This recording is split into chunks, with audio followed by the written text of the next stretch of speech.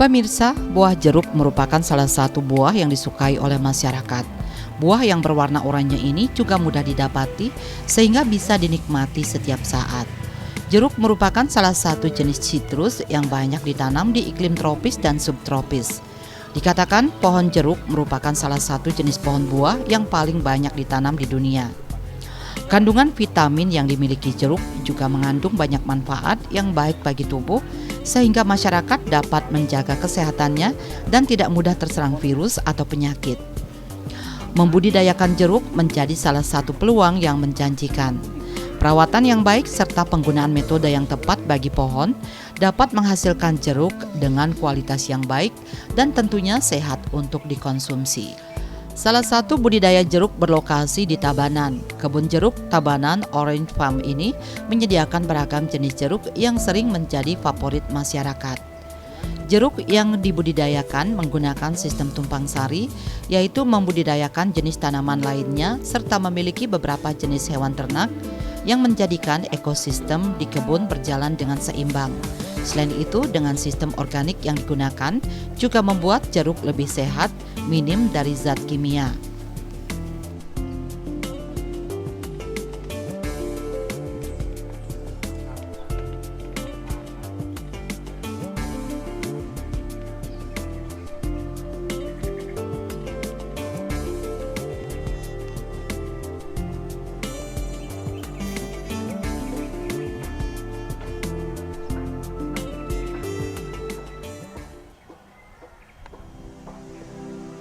Sejak tahun 2012, pemilik kebun budidaya I Gusti Ngurah Simpen mencoba untuk mengembangkan budidaya jeruk yang dimilikinya.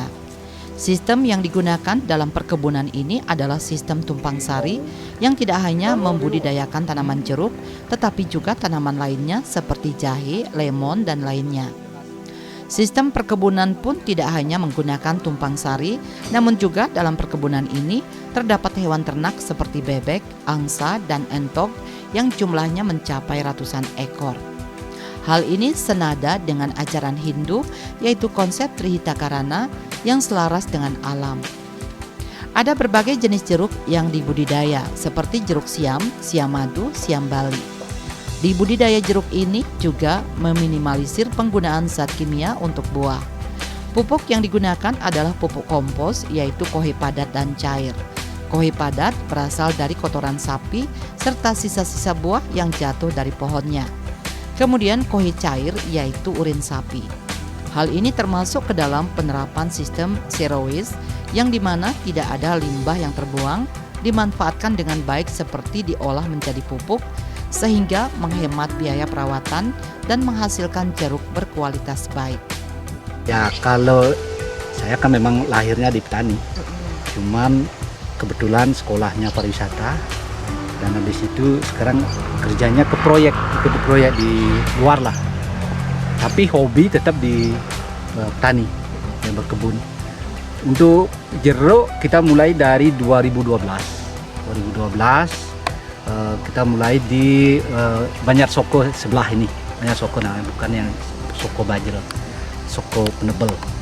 Jadi kita mulai 2012 nanam, dan ini kurang lebih hampir 6 tahun lah. Jadi konsep kita itu sistemnya seperti tadi, tumpang sari dengan sistem ramah lingkungan. Kita berusaha meminimalisir seminimum mungkin penggunaan kimia. Pupuk kita sama sekali tidak menggunakan pupuk kimia.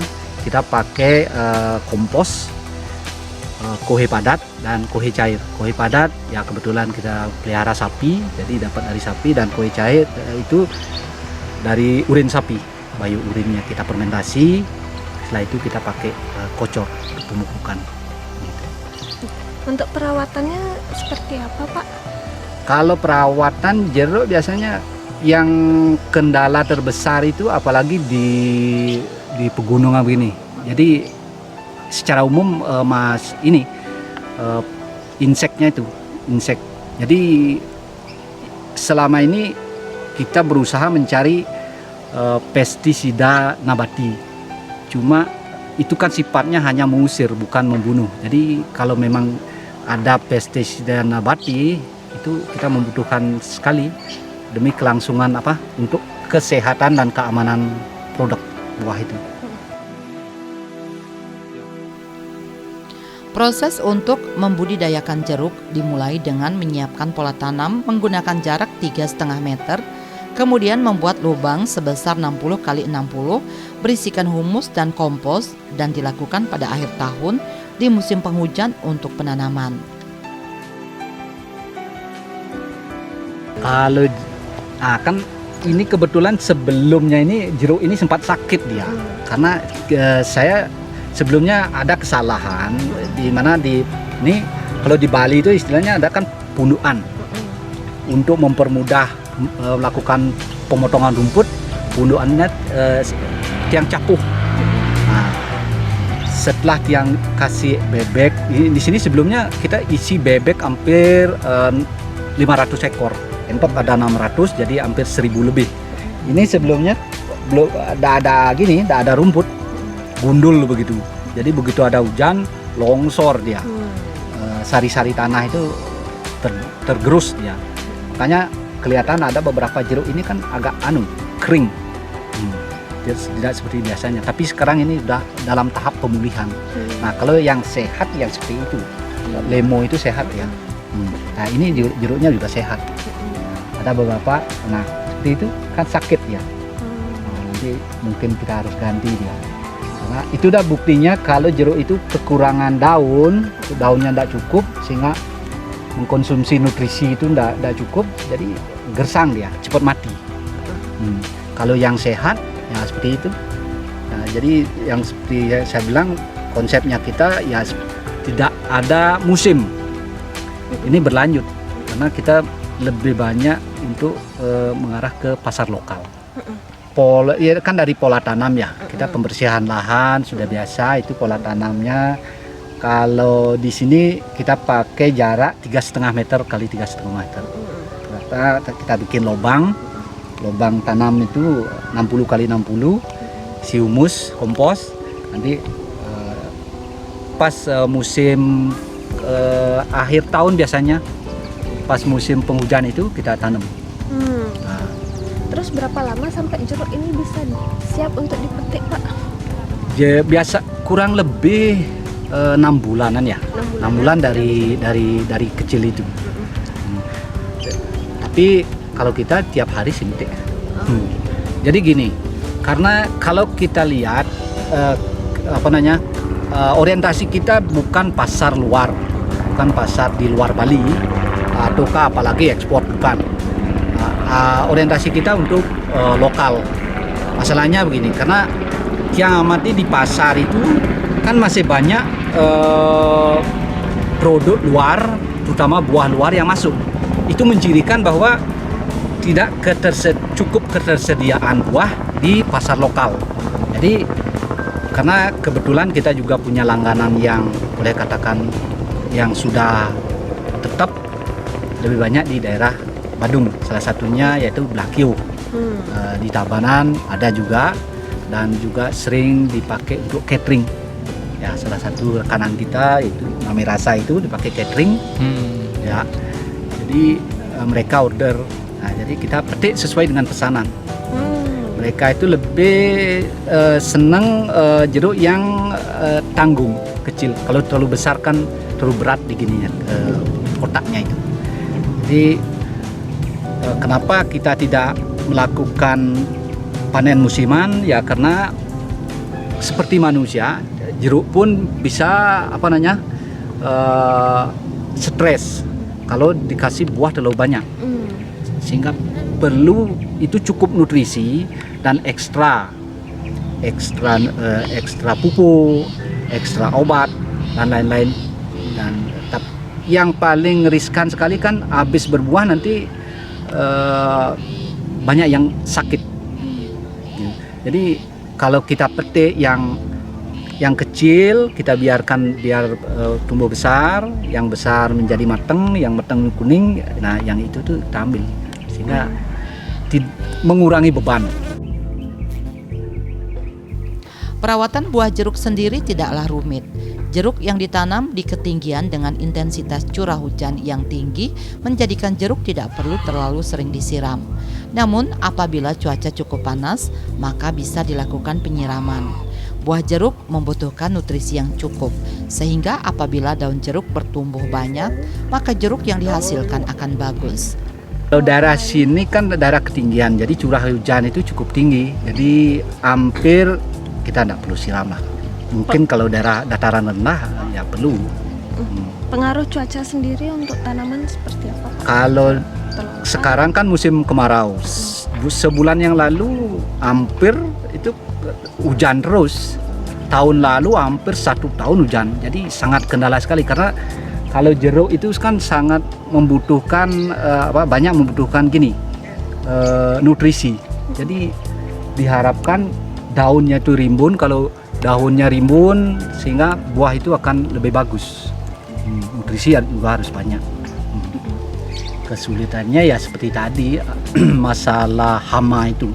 Hama. Jadi selama ini kita kerjasama dengan kebetulan ada dari salah satu universitas di Bali yaitu Warmadewa memberikan kita pelatihan bagaimana membuat fermentasi untuk pupuk. Nanti akan mengarah ke pestisida nabatinya. Ya itu memang perlu waktu proses. Jenis-jenis jeruk yang ada, Pak? Kalau di sini lebih banyak yaitu jeruk menurut teman, karena ini kan yang ngasih bibit ini saya dari teman yang ada di Kintamani, itu Siem Bali. Siem Bali kita ada seperti tadi ada Siem madu, ada lemo, ada jeruk nipis, ada jeruk purut. Nanti kita lihat jeruk purutnya. Nah, jadi kita berusaha mengisi seperti beraneka ragam begitu. Karena kita sering ada kunjungan dari anak-anak sekolah, kadang-kadang tamu juga. Mereka lihat dari Google Map itu. Kemarin ada tamu dari India, dari Tamil, India Selatan, dan dari Kazakhstan juga. Dia masuk gitu. Karena untuk sementara kita kan belum melakukan nggak ada entrance fee begitu istilahnya. Ya lebih ke untuk pengenalan begitulah. Jadi tujuan sistem tumpang sari ini biar lebih beragam gitu nih, Pak. Ya memang konsep awalnya kita lebih cenderung ke untuk edukasi. Karena jujur saja jangankan anak-anak, orang-orang kita banyak yang tidak mengenal mana itu entok, karena kita pelihara entok, mana bebek, mana angsa. Jadi ini kan harus ditularkan kepada anak-anak sehingga mereka akan tahu. Nah, jadi memang konsep kita tumpang sari dengan mengadopsi kearifan lokal. Nah, seperti Trihita Karana itu. Jadi hubungan antara manusia, tumbuh-tumbuhan, hewan, nah itu semua ada proses. Nah, seperti itu. Jadi kita berusaha semaksimal mungkin memberikan keleluasaan kepada hewan yang peliharaan seperti entok, bebek, angsa itu untuk ya agar bebas gitu loh. Jadi biar tidak stres. Sama dengan manusia, tumbuh-tumbuhan, hewan ini punya stres juga. Cuman manusia kita bisa berinteraksi, berkomunikasi, ini sakit atau gimana. Tapi kan kalau tumbuh-tumbuhan kan tidak bisa ngomong dia. Hewan cuma bisa ngomong, tapi kita tidak mengerti bahasanya hewan. Itu kita bisa lihat dari bentuk pohonnya. Kalau tumbuh-tumbuhan, hewan ya lihat dari kondisi tubuhnya juga. Dalam sekali panen, jeruk yang dipanen bisa mencapai 10 atau 20 keranjang jeruk. Harga jeruk yaitu Rp20.000 per kilogram. Jeruk kemudian disuplai ke pelanggan yang berjualan di pasar. Dengan kualitas buah lokal yang baik, diharapkan masyarakat juga senang mengkonsumsi buah lokal milik petani sendiri.